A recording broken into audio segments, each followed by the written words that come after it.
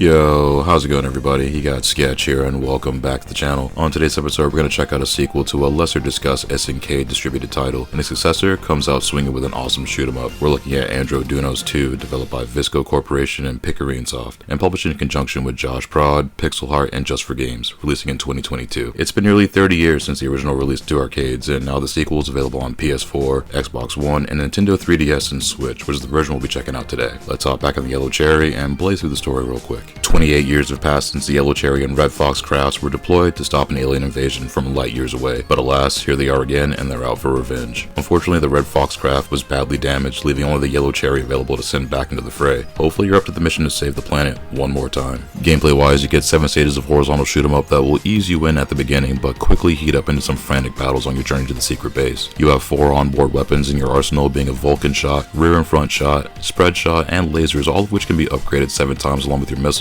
and shields. You've also got your hyper shot, which has a cooldown after each use and has a different shot per weapon selected. So you've got the artillery to bang some interstellar heads. The hyper shot also goes through enemy bullets when it's active, and this can cut out pathways when the screen gets a bit more hectic. Catch is, if you get shot down with that weapon, it will lose a power level each time it's equipped. While you can bring it back during and at the end of each stage with upgrade points, same rules apply. You lose a level for that equipped weapon with each death. The action kicks off immediately, putting you against the masses of alien invaders, and this is now a single player only excursion. As you run through each stage, it's going to quickly progress in difficulty for the most part, but it stays relatively fair. Don't get it twisted though, there are chances you're going to get smoked until you get familiar with enemy formations and the best weapons to use and what to spend points on leveling up. Regardless of continued use, you keep your score, however your multiplier goes up with less downs, and the more jewel icons you pick up per stage. Upwards of 20 icons will get you at least 2 level upgrades at the end of each stage. The boss encounters gradually kick up in challenge, but it never really gets too crazy like some of the bullet hell games we've reviewed on the channel already, but the battles will get pretty spicy the further in you go. Stage 3's boss in particular still gives me trouble from time to time, and while it's not the most intricate pattern, the cross shot always seems to get me. The encounters on stage 6 and 7 will give you a husky hit of lasers, popcorn bullets, and missiles, plus you always have to be prepared for the bosses to rush you like a linebacker. While your shields change position depending on what weapon you're using,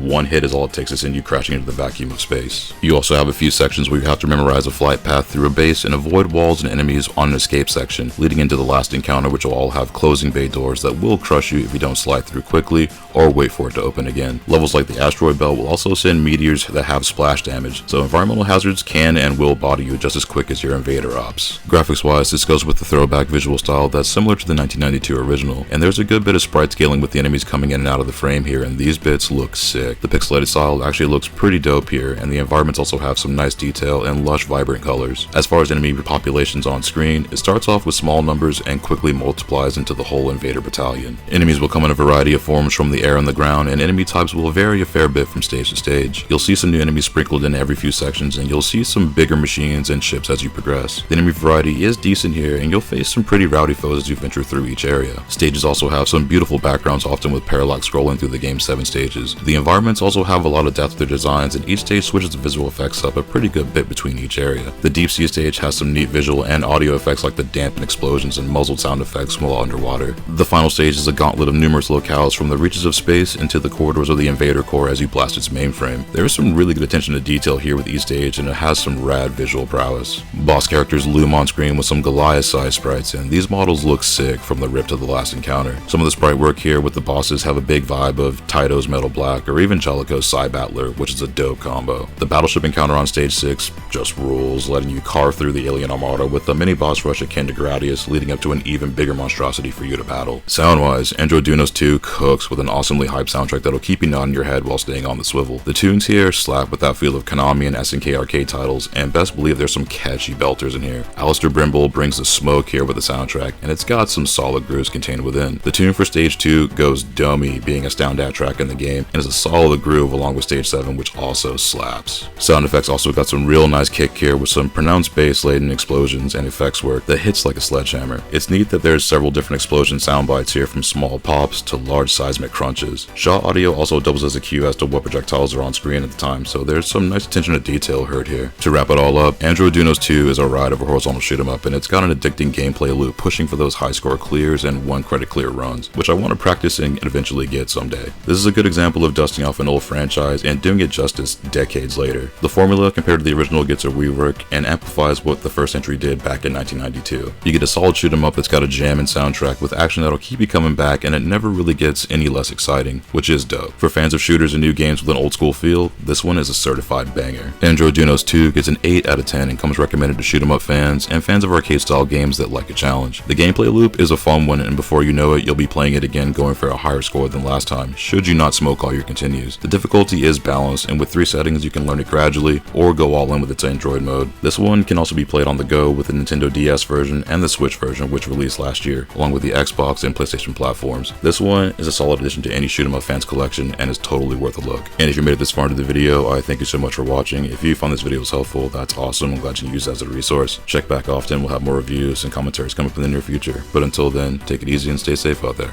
I'll see you on the next one.